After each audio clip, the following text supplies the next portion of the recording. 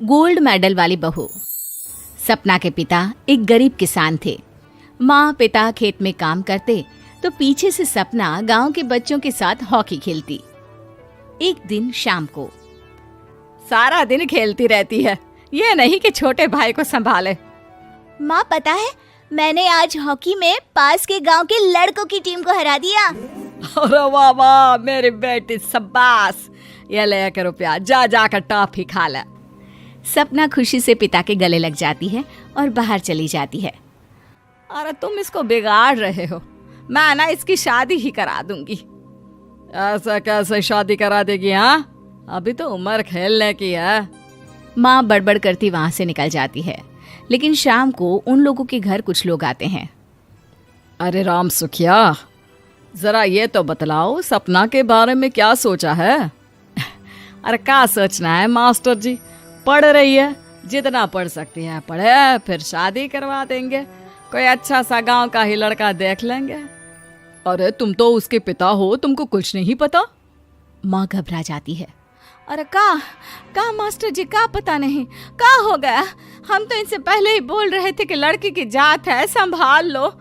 अरे भाभी जी, आप भी ना कभी अच्छा भी सोच लिया करो। अरे सपना क्या खेलती है हॉकी, बड़े से बड़े आदमी भी नहीं जीत पाते हैं उससे। कल गांव में एक टीम आ रही है, लड़कियों की हॉकी खेलने उसे भेज देना, वहाँ शायद कुछ बात बन जाए। अरे ना ना मास्टर जी, कोई खेल वेल नहीं करवाना हम लोगों को, वो भी शहर के लोगों के साथ तो बिल्कुल भी ना। शहर के लोगों को ना कोई भरोसा नहीं होता मास्टर जी। अरे कैसी बात कर रही हो सपना की माँ, बुरा आदमी तो हर जगह मिल जाएगा, उसके लिए शहर का और गांव का। हाँ हाँ मास्टर जी, हम लोग तैयार हैं, कल आ जाएगी सपना वक्त से। माँ के लाख मना करने पर भी पिता सपना को हॉकी टीम के लिए भेज देते हैं। शाम को सपना वापस आती है, लेकिन लट के मुंह से। और क्या हो गया, मार खाई हो का? कौन मारेगा हमें?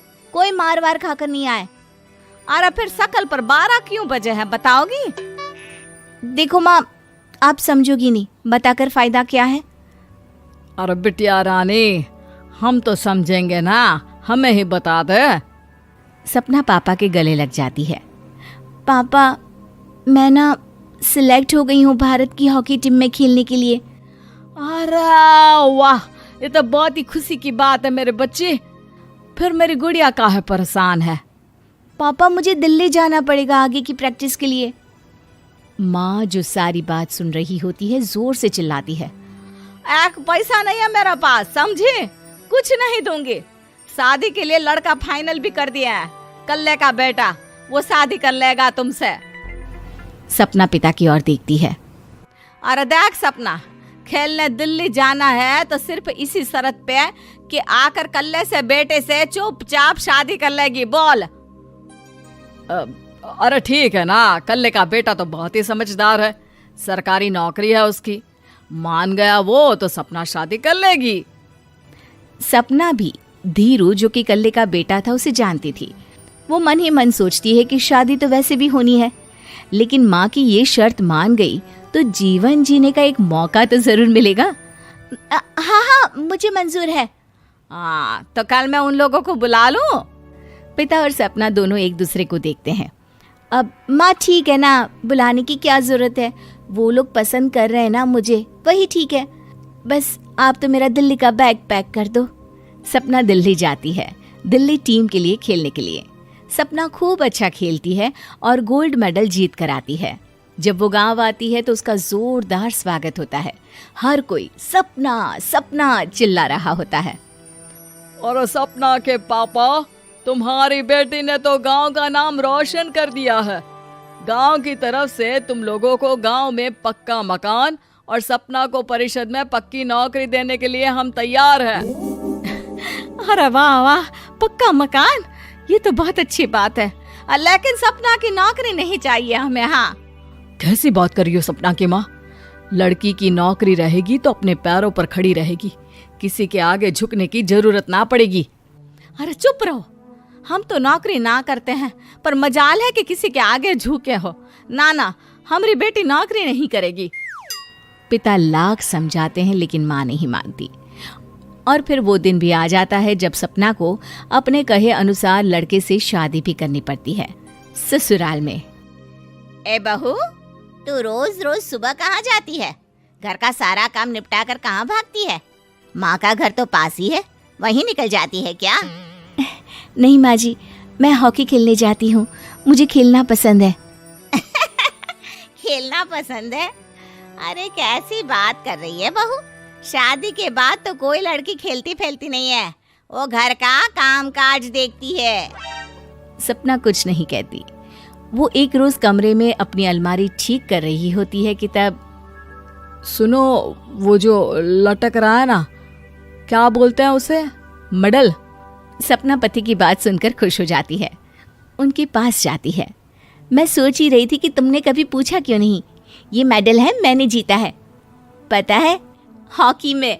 बड़ा मैदान, बहुत से लोग, 2 टीम और फिर शुरू होता है जुनून। पता है, लगता है जैसे बस जिंदगी यही है, खेलते रहो, भागते रहो, दौड़ते रहो और लक्ष्य को पालो। सुनो ना, मैं ना भारतीय टीम के लिए खेलना चाहती हूँ। माँ, यहाँ तो आ जरा। सपना हैरान हो जाती है कि ये क्या हो गया, पति अचानक से माँ को क्यों बुला रहा है। हाँ बेटा, क्या हो गया? काहे गला फाड़ रहे हो? माँ, ये सपना क्या कह रही है? अरे बीवी तो बोलती ही रहती है बेटा, लेकिन क्या हो गया, चिल्ला क्यों रहे हो? ऐसा क्या बोल दिया इसने? माँ ये बोल रही है कि इसको खेलना है भारतीय टीम के लिए। सपना डर जाती है। नहीं माँ जी, मैंने कहा कि मैं चाहती हूँ कि वो मैं बोला था ना, शादी के बाद कोई खेलता नहीं, घर का काम काज देखता है, लेकिन फिर भी। नहीं माँ जी, ठीक है, मैं घर का काम देखूंगी, कल से मैं खेलने भी नहीं जाऊंगी, माफ कर दीजिए। सपना पति की तरफ देखती है जो माँ की तरफ देख रहा होता है। उसे गुस्सा तो आता है, लेकिन करती भी तो क्या, सास के सामने कैसे पति की क्लास लगाती। अरे बेटा, अब क्यों घूरे जा रहे हो बहू को? माँ, अभी इस बात का फैसला करके जाना, वरना ये तो तेरे कमरे से जाने के बाद मुझे। अब चुप हो जाइए आप, छोटी सी बात का बतंगड़ मत बनाइए। छोटी सी बात? बहू, ये कोई छोटी बात नहीं है। जो लड़की दिल्ली के लिए गोल्ड मेडल ला सकती है, वो देश के लिए भी तो गोल्ड ला सकती है ना। हम लोगों को किसी चीज की कमी नहीं है बहू, घर का काम तो कोई भी कर लेगा, लेकिन देश का नाम रोशन करने के लिए सपना चाहिए। जा बहू, तेरी ट्रेनिंग का सारा इंतजाम तेरे पति ने कर दिया है, जा खेल और देश का नाम रोशन कर। सपना की आंख में आंसू आ जाते हैं। वो सोचती है कि बेटियों को मायके के साथ अगर ससुराल में भी सहयोग मिले तो ऐसा कोई काम नहीं जो वो नहीं कर सकती है।